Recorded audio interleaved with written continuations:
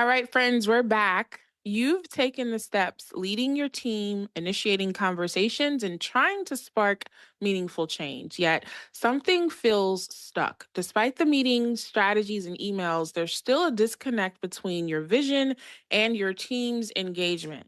What if the missing link isn't just more communications? We don't need longer emails, we don't need more frequent meetings, but we want to consider how you connect, inspire action, and leading with empathy.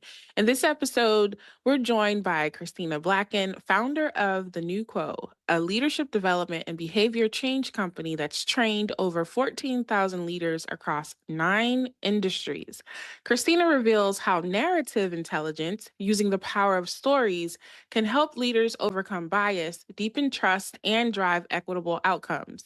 Through neuroscience, one of my favorite topics, equity principles, and humor, Christina shows how leaders can better communicate change and cultivate cultures that thrive on differences. Tune in today as Christina shares from her work with nonprofits, corporations, and universities, offering ways to align leadership values with actions. Whether you're leading a team or driving change in your community, this episode is going to inspire you to rethink how you connect, lead, and grow. Welcome to Impact Innovators with Felicia Ford, where we dive into the strategies that empower changemaker brands to leave a lasting legacy. Think of this podcast as your audio playbook for meaningful action. What's possible when thought leaders, disruptors, and pioneers align to share their journeys? I'm Felicia Ford, your host, bringing together the brightest minds and the most groundbreaking ideas to help you drive change, navigate through the sticky stuff, and elevate your brand. Whether you're tackling funding hurdles, looking for growth strategies, or seeking the perfect balance between profit and purpose, we've got you covered. Stay tuned and be a part of a movement that's setting new benchmarks in how we think about progress, community, and doing. Let's innovate, impact, and inspire. Christina. Well, thank you for that wonderful intro. I'm like, let me write that down. I'm going to use that for myself. You're more than welcome to have it. Hello. Hello. It's so good to be here. It's exciting to have this conversation, especially in the times that we're in right now. And yeah, I'm looking forward to sharing more about change and leadership and story. Oh man, you feel like a kindred spirit. We've been talking a little bit before I press record about how we've been connecting and how Threads has brought so many of us together, just like days of old when another certain platform used to work that way. So I'm just really excited that we were able to connect. And then you're sitting here, and I'm like, oh, I feel like I'm in my favorite coffee shop with a cup of tea talking with an old girlfriend. So thank Right. you. Yeah, Thank having a chai latte and chopping it up. It's like, bring back social to social media. We haven't had it in so long. Right, right. I love that your vision and your mission incorporates humor because people think work and they think rigid, boring, ugh. And they wonder why people aren't talking, right? But I am so enthralled with what you do and how you do it. So let's dig into you sharing a little bit about you and how you came to this work. Yeah, well, I can start with my experience of growing in Utah, which is what we were kind of talking about before we recorded. And so Hmm. I always called myself an extreme minority growing up, which racially, religiously, and politically, I was on the outside of various dominant groups and cultures around me.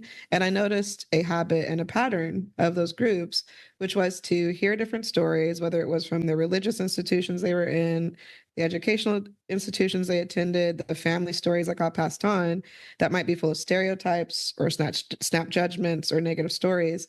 And then they would act upon those as if they were real. And that often led to discriminatory practices like following people in the store who were just minding their business or pulling over somebody when they didn't need to be just because they look quote unquote suspicious. And so that process of narrative into behavior and bias, I got to witness and experience firsthand. And then I also was a passionate storyteller because I was this extreme minority. The only time I was really seeing people who looked like me, who had similar experiences, was in the stories I consumed, whether it was books like Invisible Man with Ralph Ellison, or I'm looking at Girlfriends on TV. I'm dating myself, UPN, Girlfriends with Tracy Ellis Ross, I or remember. beautiful Black women who were having these really nuanced and interesting cultural experiences. So it helped me to reaffirm my identity and create a new narrative for myself despite the stereotype stories that were constantly projected onto me. So that process of reclaiming your own narrative, Mhm, shifting the narratives around you was one that I used for survival. And then as I got older and I went to my professional life, I graduated from Cornell, came to New York and started to build a career. I saw that same process happening in professional spaces where people would jump to assumptions and attach these inaccurate stories to people while we mhm, were trying to collaborate together, assumptions of who should be a leader, what they should look like, what they should sound like. And mhm. a lot of that could be wrong and inaccurate and lead to inequalities of who we were supporting and mentoring and developing and who we weren't. So once I got in the professional bag, I was like, I need to do some research on this process because Yeah. people aren't really talking about it. So I started to dig into neuroscience and narrative intelligence. So narrative intelligence is understanding how story affects our beliefs in our brains. And there were really interesting researchers who had come up with that term related to artificial intelligence. So this was, decades ago, where they were like, how do we get algorithms and robots and these inanimate things to really think and operate like human beings? And that's Mhm, to organize information in a narrative structure. So they started to study, why do humans do this? Why do we organize information into narrative format, and what does it do? And so when I saw that insight, I was like, oh, there's something around how we consume and tell stories that has an immediate impact on how we treat one another, what we believe, how we adopt ideas. And so I started to build frameworks around this where we could essentially slow down that process of narrative making and use it to build better culture and leadership practices in companies. And so I kind of did it for my own survival. I was like, I don't love being in these toxic cultures. I don't like being on the receiving end of discriminatory practices and inaccurate stories. I also have reclaimed a lot of power for myself by redefining my identity and my power and the narrative I attach to my own value.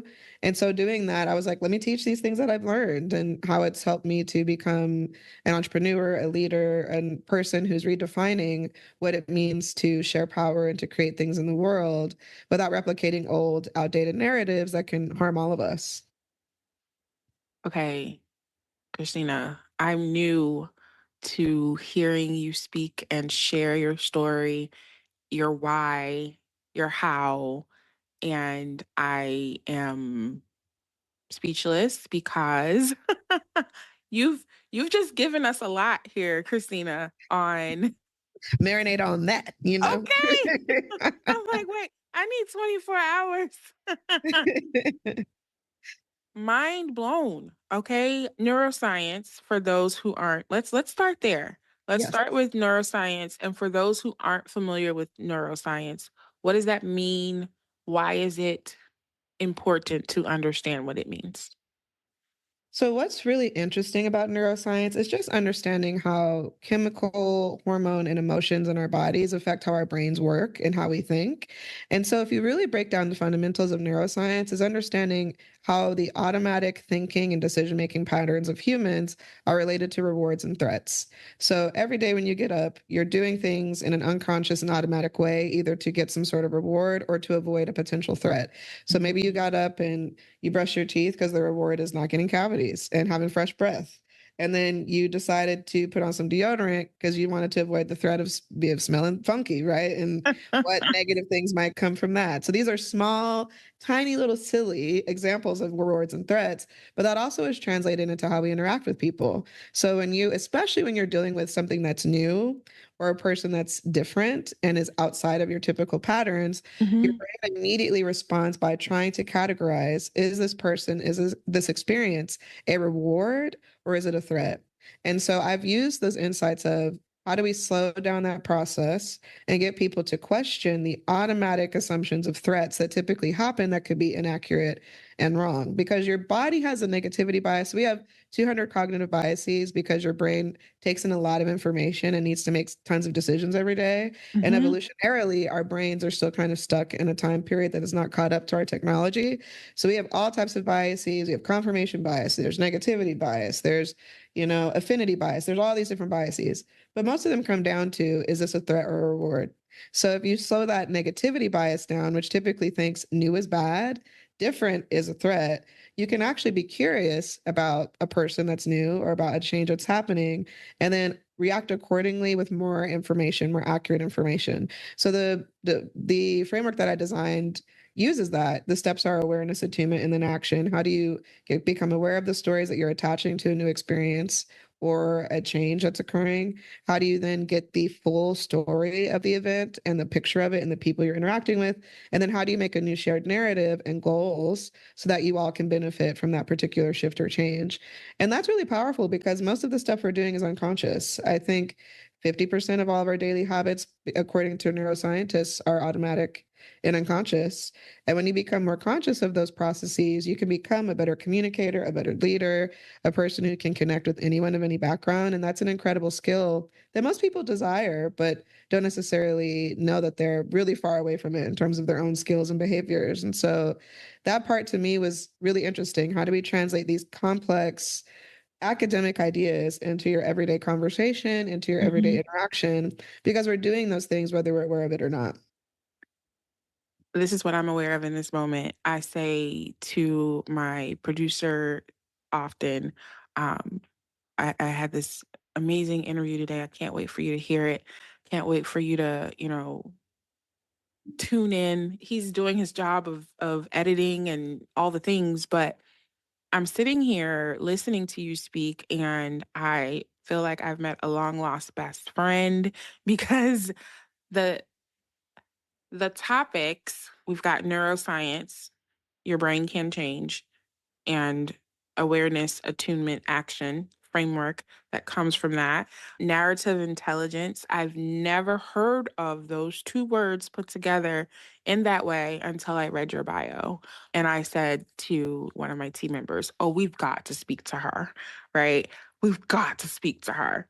And then you sit here and you share, and you've trained over 14,000 leaders across 9 industries. And I'm like, why isn't there more demand for Christina? Because what she just shared with the response to this one answer is enough to transform culture Thank you. I'm in a so positive way. Oh, yeah. Of course. I am like, oh, she is needed in so many ways. Impressed is like the bare minimum of of what I'm thinking at the moment. But the way that you've just explained this process of neuroscience for those who aren't familiar and shared about your framework of awareness, attunement, and action, I'm going to forever remember that, okay? Because it makes sense as you're speaking. It's you're orchestrating a symphony and it's these Mhm. are pieces that make sense and it's so simple. It's not complicated. It really isn't complicated. But if we slow down, like you said, if we slow down enough to think about what's happening and think about what we're doing, so many more things can be different. Christina, now share with us more about narrative intelligence. There's, some people who think that the brain sees in pictures. Some people, marketing, business people, talk about how much messaging is important to a brand. And we think about that outward work. But talk to us about why narrative intelligence and storytelling internally is just as, if not more important. Yeah, it was a term I actually stumbled upon a couple of years ago because I was telling a friend of mine the work I was doing, and he was like, "Oh, that's narrative intelligence work. You know that, right?" I'm like, "What? Wait, tell me more. What is that?" And essentially, it's this concept that we have internal narratives that drive our beliefs and behaviors. These are stories that we picked up from family, institutions, the things we consume in terms of TV, podcasts, books, movies, the political messages we might get. And that forms a set of almost like an inner library of stories. So when you're confronted with a new experience, a new change, you immediately try to attach a story to it to get meaning, Mhm. to categorize if it's a reward or a threat, and to make a decision from there. So, one of the things I do in my trainings that kind of demonstrates that in real time is I put up a picture of a ripple in a body of water. And I ask people, what do you think caused the ripple in this picture? And people immediately put their hands up and tell me a story, right? So they're like, it was a little pebble that was skipped across a pond. Someone's like, oh, it must have been some big bug that like dipped into the top of the lake and like caused that ripple. And what's fascinating is those people previously had some sort of experience or story that they could immediately pull and relate to that new event. And I tell them, I actually don't know what caused the ripple in this picture, but it's fascinating that we all immediately attach story to it. So that Mm, automatic process is narrative intelligence. It's being conscious of the stories you are attaching to events mhm, and being intentional and strategic of the stories you are choosing to attach meaning to, particularly the events you're experiencing, but also the people you're experiencing. So if you're more narratively intelligent, you might slow down the automatic stories you attach to people and question them and make sure, is this an assumption? Am I jumping to a conclusion that might be inaccurate? Am I asking questions to learn their story better? And then on the flip side, you're really great at telling the right story to get people to adopt new ideas and behaviors and values, because that is what leadership is. You tell a great story around a goal, you motivate people towards some sort of end result, and you tell the right kind of narratives to do that. And so people who are really narratively intelligent do that well. And sometimes they do it in a very negative and detrimental way. We're seeing that now in our political sphere, where we're seeing a lot of myth making and lying and narratives being stirred, say around immigrants that are completely incorrect and wrong. But people run with those stories and they use that to make decisions and to create policies, whether they're true or not, because it's stoking that threat response in the brain, or people are like, I feel mhm, under threat. Oh, this is a threat and this is why. And now we got to make a decision. So we're all very narratively driven as individuals. Many times we're not conscious of how we're using it. And most people don't think that they're storytellers. They're like, oh, I don't tell good stories, or that's not me. You've got to be Picasso or Jay-Z to tell narratives. I'm like, no, you do it every day with your mhm, family, with your friends. 65% of all daily communication is through story. And you do that to demonstrate what you've experienced, to put forward an idea, to showcase a value that you care about, to make a connection, to find reciprocity, to build trust. You're doing that all of the time. But again, we're not conscious of it. We start that process at around 5 years old. Most people mhm, start telling stories, whether mhm. they're fictional or non-fictional at that age. And we never stop. Humans, that's the way that we move through the world, and we process information and we attach meaning to it. So one of the things that I've pushed in my framework, this awareness attunement action model, is to get people to become conscious of the things and the patterns, what I call story habits. What are Mhm, the patterns of meaning that you're attaching to things? And does that accurately represent your values? Your mhm. values could be around creativity or community or any of those things. But if you're not telling stories accurately around it, you might actually just be defaulting into fear driven and negativity driven stories because of that cognitive bias we have. So most people are moving through the world telling stories about what they don't like, what they hate, what they're fearful of. And they tell far more stories of that and attach more meaning of that in the world than their other values. And so I think if we could get more people to attach story habits and meaning to events that actually represent their values, they're more likely to connect in a deeper way and to find a way to move forward into new goals versus always just banking on fear driven stories.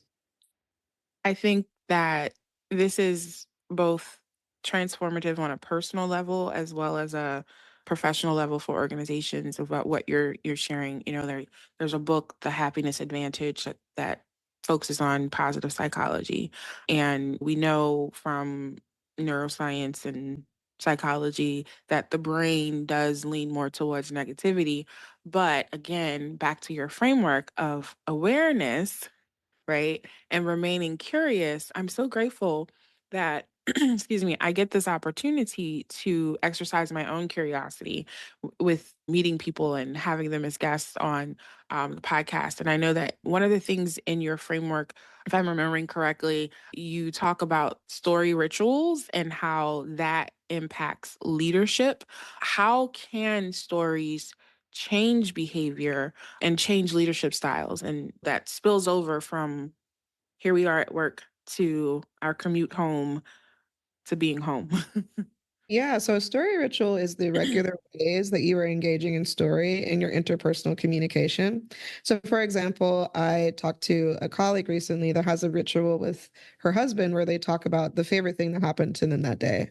And it's a way for them to connect and to share a story about their day, but focus in on a very specific value or theme, which allows them to, practice gratitude, mindfulness, all the positive psychology things, but also just get an insight into what they've experienced when they weren't together. And so that's one example of a story ritual. So at work, people do have story rituals. They might not be conscious of it. So when you're doing your stand up meetings or your all staff, get togethers, what kind of stories are being shared often? Sometimes it's here's the challenges of the quarter, here's what we have to do, here's what we must do. And many times it's again a fear driven, threat driven, risk driven story sharing of Mhm. here's all of our problems, here's how we need to solve it. Here are these experiences or events that showcasing we have problems. And it's not to say that we shouldn't talk about what's challenging or hard, but I find it interesting when organizations have other story rituals, how there's deeper connection and trust. So I've experienced, for example, in my previous part of my career, organizations who did story rituals around what inspired them that week so they can get new ideas and creativity. So we would all share things from out in the world that inspired us that we could potentially use as inspiration for our work. And we would do that once a week. There are people who, when I was managing teams of individuals as a manager directly and not just as an entrepreneur, I would ask them about their professional experiences and their backstories. So, what are some of the things that you've experienced and you want to keep learning from Mhm. the things that you've chosen to do as a professional? And that gave me insight into how to delegate tasks to them and align them to the right kinds of goals. So, story rituals are collecting stories from individuals around a theme, around a question, and doing it regularly enough that it just becomes habit Yeah. and second nature. And I think cultures who have a story sharing embedded into how they do meetings, how they create emails, how they set goals and give context to goals tend to have a more engaged and trusting and healthy culture. And the ones that have more fear driven story making, so everything's about risk management and fears, and you have to hit this goal or else, tend to have a very disconnected and very disengaged culture. So leaders who are intentional with how they model those behaviors, how they set up traditions and rituals in the communication of how the team connects and collaborates and shares, they're far more likely to be leaders that are mentors who are Mhm. developing people and helping them to improve their communication skill and to have deeper collaboration that goes beyond just transactional surface level stuff. It's not to say you need to be best friends with everybody you work with. There's definitely boundaries, and you're not going to like every single person you might have to work with. But if you have a better understanding of their fuller story, you're more likely to trust them. You're more Mhm. likely to better collaborate because you know their unique skills and values. And you're more Mhm. likely to find shared goals that you both can agree upon. So Right, if right. you implement those sorts of skills, you'll have a better outcome for people's performance, for how they're creating things. And I think a lot of organizations are missing out on that because they see storytelling as just a skill of the marketing department. Right. All we got to do is tell stories to get people to buy our stuff or to come to our organization. And they're not thinking internally of their culture. How are we leveraging those same insights and skills that we use to get people to understand our story externally for our people internally so that they can be committed on mutually beneficial goals? Yeah. Share with us, Christina, some of the transformations that you've seen with organizations who haven't had these resources and this skill or knowledge about narrative intelligence. What are some of the changes you've seen some organizations go through who've implemented your framework? One I've seen in particular, so a lot of the trainings that I do are focused on team building and building understanding and camaraderie between a group, particularly during a moment of change or growth. And so I had one team that was struggling because they were two different distinct teams that were coming together under one department. And they kind of had different goals. One team wanted to do more externally focused things outside of the organization, and the other team was really focused internally. Like, how are we, changing culture? They were in the DEI department of a university. And what I essentially helped them do is learn this narrative intelligence piece, how important story is for how they perceive one another and do their work. And they were able to share meaningful stories about their early leadership experiences. So, what did leadership look like in their hometowns and growing up? And how did that affect their current patterns and beliefs about leadership? And what was fascinating is they felt more empathy for each other. Before, when they were like, I don't trust this person, we ain't on the same page, they're Mhm, my op, they're my enemy, right? That kind of mhm, feeling. A lot of them were like, wow, there's some universal experiences that we've had that I never could know just by looking at you and just mm, by whatever assumptions I have about you.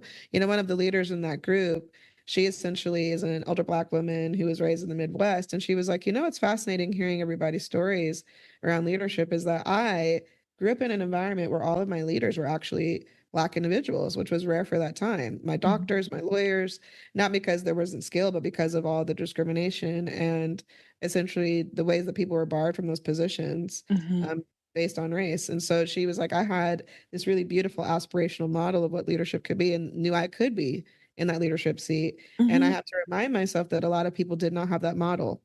And mhm, so they might come to the table feeling like they're not good enough or that they don't deserve power or leadership or to have a voice or to take up space. And so seeing that shift where she had deeper awareness and empathy of other people struggling with their confidence, struggling with taking up space was really powerful. So that transformation of empathy and self-awareness that I've seen in teams, it literally changes the dynamic of the group. It changes how they're relating to one another. It changes what they're assuming about each other when they're having problems. It changes the ways they might even approach goals or understanding each other's unique skills.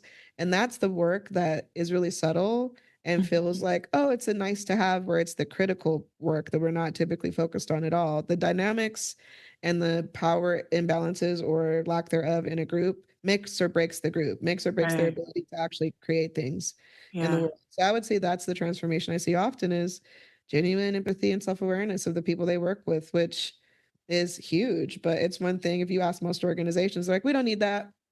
You just need the transaction. I ask you for a thing by a deadline, you give it to me. That's it. No other conversation.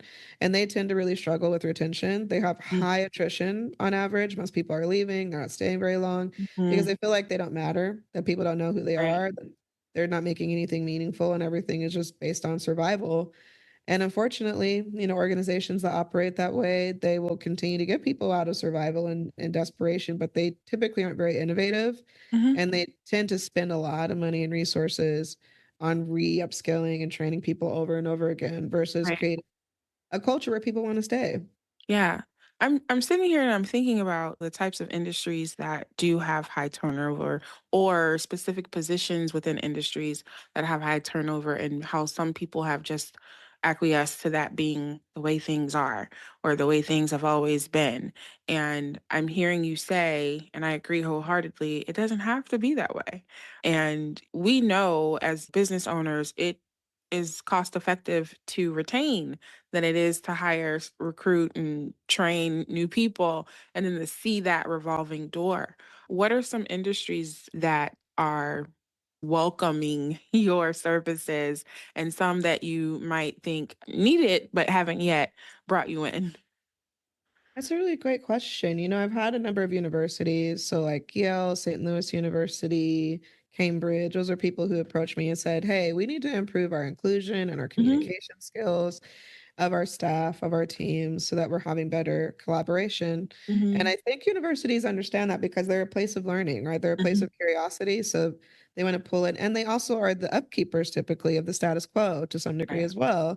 So Mhm, them being challenged and deepening the work and deepening their skills, I think is a big one. I've also had a number of tech companies. I've worked with cybersecurity companies and companies that are social media platforms that touch thousands of people across the country, mhm, and they typically struggle with communication and inclusion on their platforms.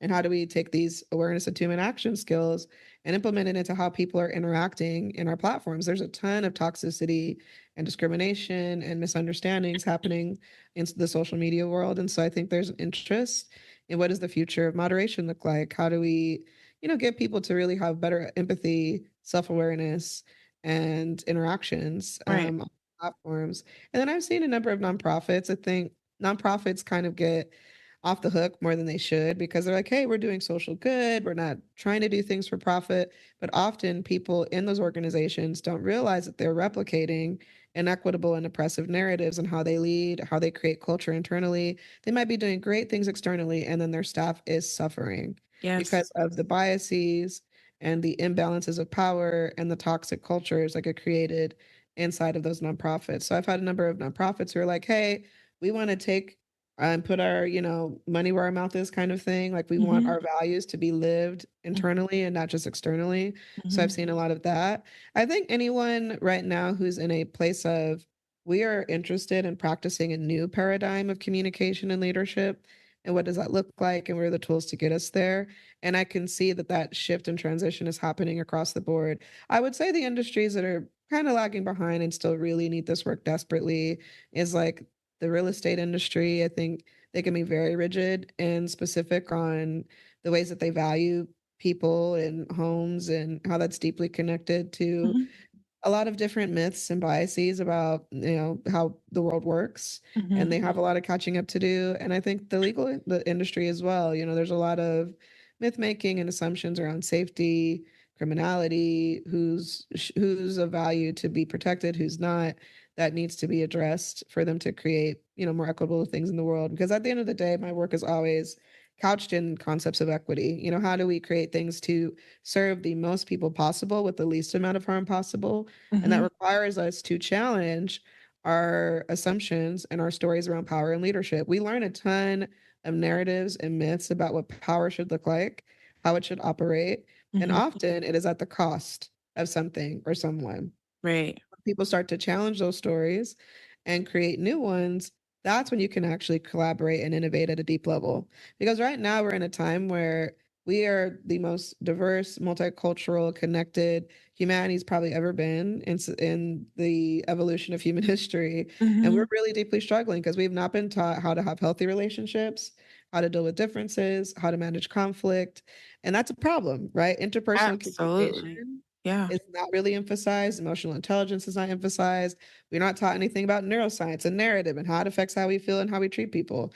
So all of the things I think about are how can we get people to really see the importance of that Mhm. and to implement that in whatever their locus of control is, because we all have different levers of power.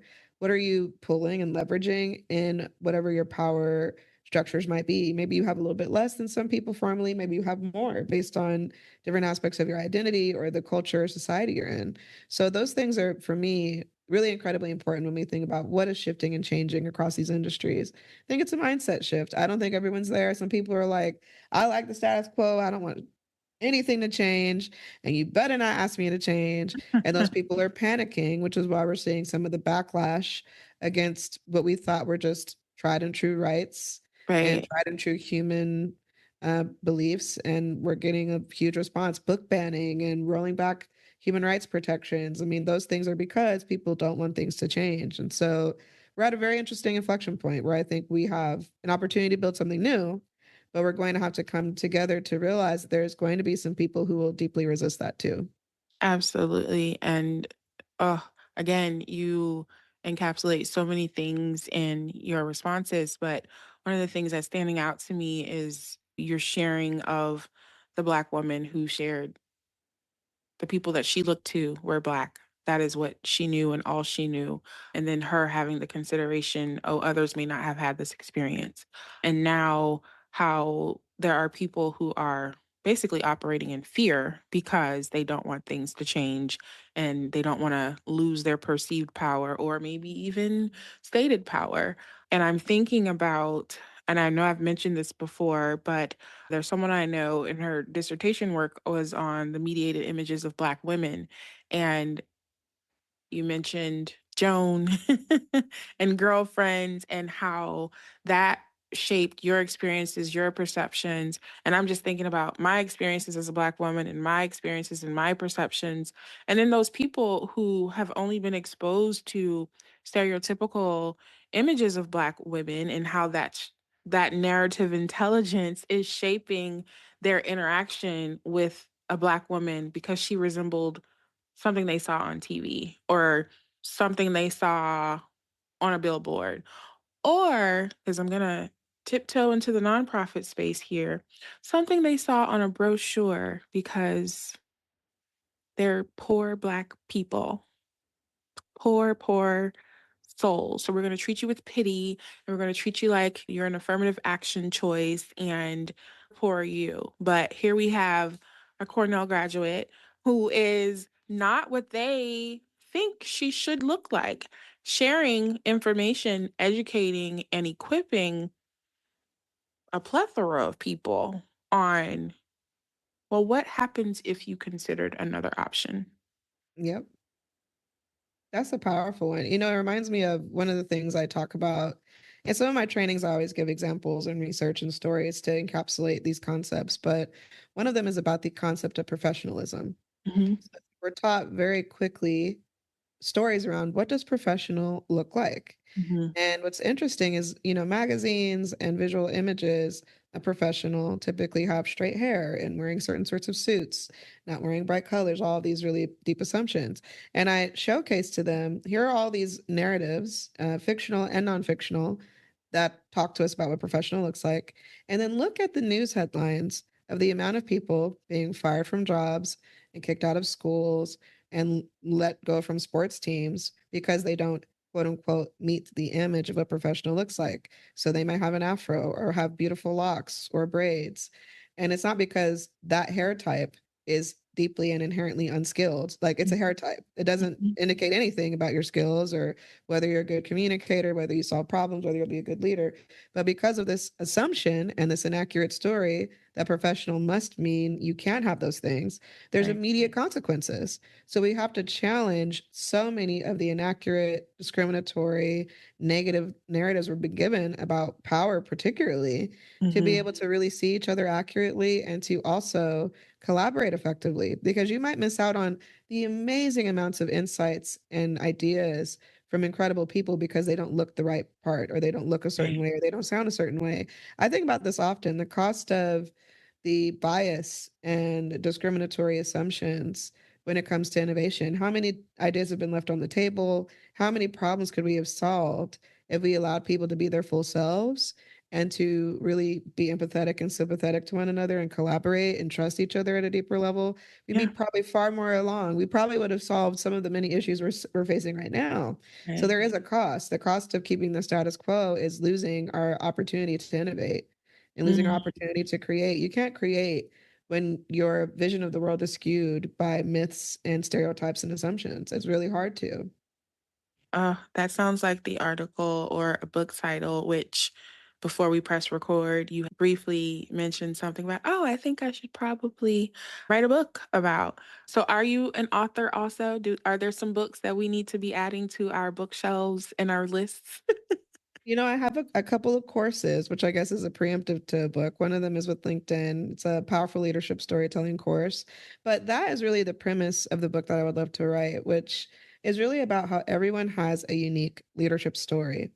And Mhm, that's really the insights from the changes of your life, the lessons of it, and how that can be a tool for connecting with and moving people towards specific goals, particularly when it comes to your adversity experiences, your innovation experiences, your success experiences, and the creativity you might have gone through in your life. And I think people being able to understand that leadership is a practice and a mindset, and mhm, having their own unique leadership story can potentially change the world, because most people don't believe that leadership is something that everybody can practice. They believe you have to win it, earn it, be a certain way, look a certain way, have a certain amount of money. And I think when we have that shift, we'll have incredible amounts of innovation and creativity, and mhm, also really people feeling a deep, meaningful connection to the lives that they're building outside of survival. mhm, And I'm thinking, as I'm building this book out, really showcasing it in a memoir style, but also referencing the lived experiences and examples from the client work and the trainings that I've done, and showcasing that, even in my own life, my ability to reclaim my story and to create a new path and definition of leadership for myself completely changed my life. It allowed me to build a successful company I've run for 5 years that has essentially, touched thousands and thousands of people. And to do that without sacrificing what I believe, what my values are, and the things I want to make in the world. And that's no easy feat, coming from the place that I came from with the limited resources that I have, from yeah, a family that was part of the Great Migration and were like, sharecroppers and slaves not that long ago. I actually saw the stat the other day that we will only be away from slavery the same amount of time that the world had the transatlantic slave trade, or modern slavery, would be by 2111.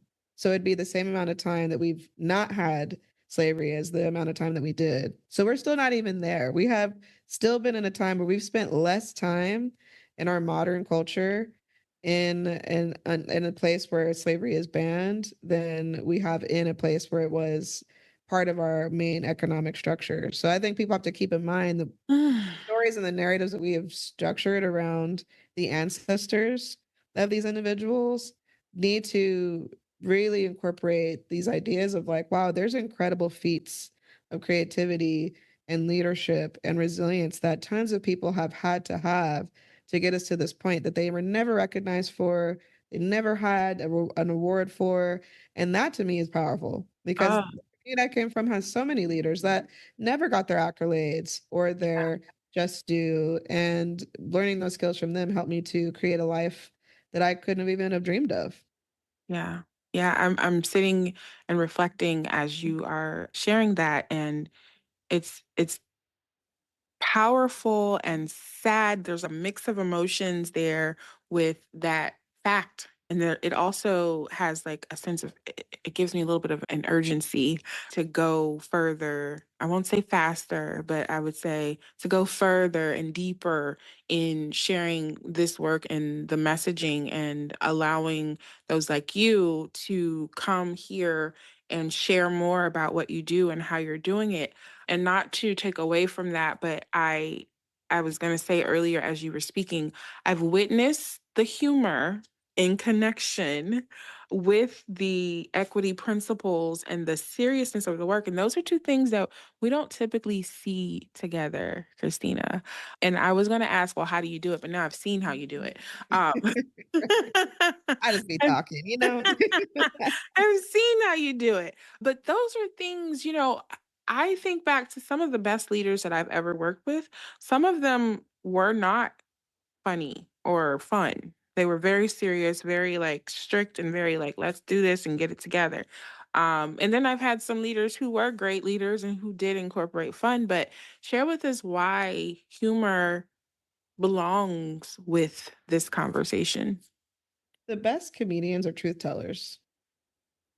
And I think people learn through humor. Even if you think about, we're talking about marginalized communities and people who are the ancestors of slaves, often the way that they survived was through humor Hmm. and through making fun and light and using comedy and satire to survive and to process really, really hard things. Hmm. And so, just from a neuroscience perspective, if you want people to really pay attention, to really digest something, tell a joke.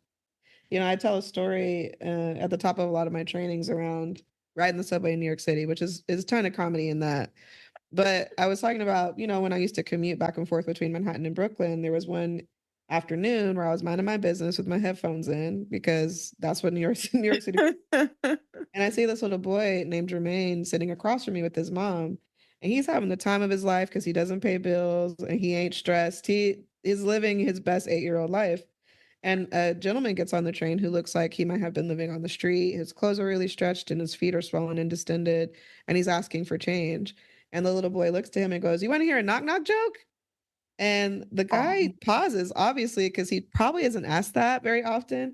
But he yeah. goes, "Sure." So the little boy goes, "Knock, knock." And he goes, "Who's there?" And he goes, "Birdie." And the man goes, "Birdie who?" And Jermaine goes, "I'm an owl, not a birdie." And I'm like, see, little kids, they don't have enough adversity yet to have good Oh, punchlines in their oh. jokes. But it was funny to see this breakdown of Jermaine asking this man his life story. They got into this conversation. Mm, And by the end of that, so Jermaine got off like 2 stops, after that and said, "Thanks so much. I had a great time with you. Hope you have an amazing day." And the man looked to the whole train and says, "I wish that we would pop these bubbles of separation between us, mm, really see each other." And that stuck with me because mm, I was like, this is a true story. This happened on the train. I was like, wow, he is immediately talking about the theory that I'm teaching in a lot of my work, which is there are bubbles of separation and inaccurate stories we immediately project onto people. That man got on the train. We're assuming all types of things about why he is and what he's struggling with and where he's at. And some of that's just wrong. And Jermaine being a pure, young, childlike person, right? Who was yeah, like, "I wanna yeah. see you, I wanna crack a joke with you." It created this connection, this humanity between the 2 of them, and so, yeah, I think being able to have humor and levity and use that as a way of showcasing the truth of hard things, of allowing people to feel something positive while learning something that Mhm. may be uncomfortable. It's so critical to Yeah. really doing transformational work. If you're just stodgy and boring and, too overly serious, people tune out, they get stressed, they're overwhelmed. If you crack a joke here and there, you tell a light story, they're more likely to be open, they're more likely to be curious. I've had groups that I've trained that were more a little challenging or difficult, and I've had people approach me after being like, "I had a great time. I Yeah. thought this was gonna be a punitive, like, shame-based training about DEI, and honestly, I feel really inspired. I think I wanna Ah, use these tools with my family and my friends, and that to me is the work. It's like, how do you get people to see these sorts of concepts and tools are to make your life better, or to make your mhm, relationships better. They're not mhm. to shame you and make you feel bad, and when we use aspiration and humor and levity, I think that's how we really get the changes that we want. Amazing. I'm going to remember that story now forever as well, because that childlike curiosity can open so many doors and take us so many places. And I love that you are incorporating humor in your work. And it's just who you are. Because I mean, I've laughed so many times and had to chuckle, step away from the microphone a little bit as we've been conversing today. Oh my gosh. And I would love to continue speaking, but I know we have time. So with the evolving nature of leadership, and there's so many influences on work culture. Silicon Valley has its culture, Wall Street has its culture, education has its culture, higher ed has a different culture than K through 12, banking has a different culture than Wall Street. They're similar but not the same. So each of those industries has its own ecosystem, and with the nature, the changing nature of it all, what do you think are some things that we as leaders, as change makers, should keep our eyes on for the future of what work could look like and what culture could look like because of what's happening and changing? The main thing is challenge the stories you believe about work, because we've learned a lot. We've learned what work should look like, how we should spend our time. We're already seeing this fallout between generations. Gen Z Oh yeah. has taken it upon themselves to really critique and make fun of and use comedy to challenge dominant narratives about what work should look like, what professionalism should look like. And they're like, girl, we're in a pandemic. This is silly. Like, why are we requiring this or that? That has nothing to do with my work or my value.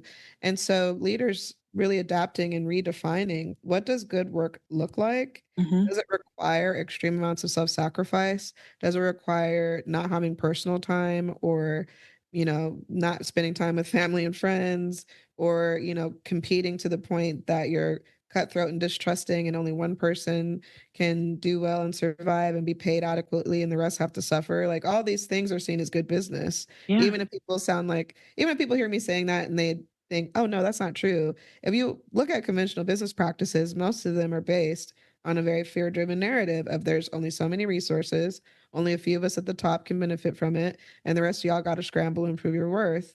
And that narrative and structure has created a lot of harm. It's created very toxic workplaces where people are chronically underpaid and overworked and put into positions where they're really unhappy and Mhm. they're struggling. We're seeing a significant fallout and struggle where people are like, what is the point of this? Right. Because I don't feel like I'm doing something meaningful that's aligned with my values. I'm struggling to pay my basic bills and meet my basic needs.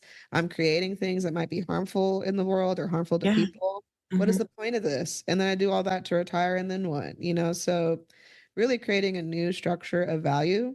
Hmm. What are we valuing? Why are we valuing it? And how are you acting that in real time in your behaviors is incredibly important for leaders.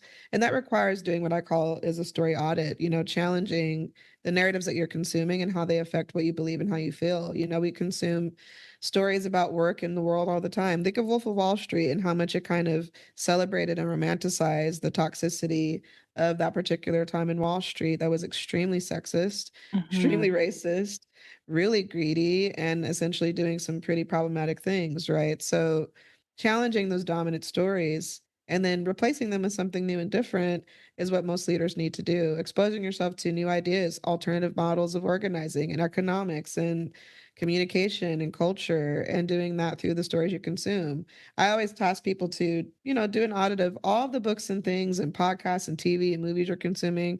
Pick one new thing that you typically wouldn't. That's from somebody that doesn't look like you or lives a completely different life or is from a completely different identity, and you'll be surprised what you'll learn. And the more Right. that people push themselves out of their comfort zones and expose themselves to new concepts and stories about the world and how it works, the Mhm. more likely they're going to have divergent thinking and creativity and innovation. And we need our leaders to get out of their comfort zones and expand how they think, what they consume, and then what narratives they're implementing in the goals that they set and the things that they build. Yeah. Because if they don't do that, we're going to have some really significant challenges. We have huge environmental challenges we're facing. We have significant social unrest. We have economic issues and people are really struggling to meet their basic needs. And that's not going to go away just by Right. pretending that the what's been working has worked. We have to Right. come to grips with a lot of our systems and structures are failing. They do Right. not work. And so we need something new. And I think Right. that's the silver lining. We get to build something new. And the more that we expand our narratives, the more likely we can innovate in the ways that we need in the present and what future generations need coming soon. Ah, I incredible. I'm not going to summarize, but I'd say that the overarching point that I hear you saying is to remain coachable and remain curious. And that can just open up so many doors to so many other things. Christina, I promise you I could talk to you for hours and listen to you for hours.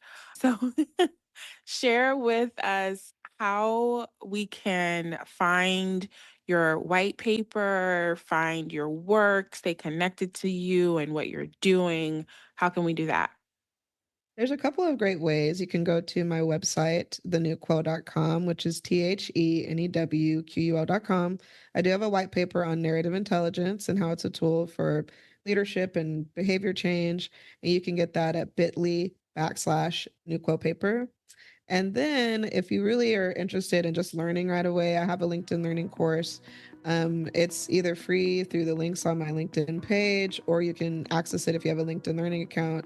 And it's called Powerful Leadership Storytelling. And it kind of is a quick primer of how do you start using these tools right away and start thinking about storytelling as a leader.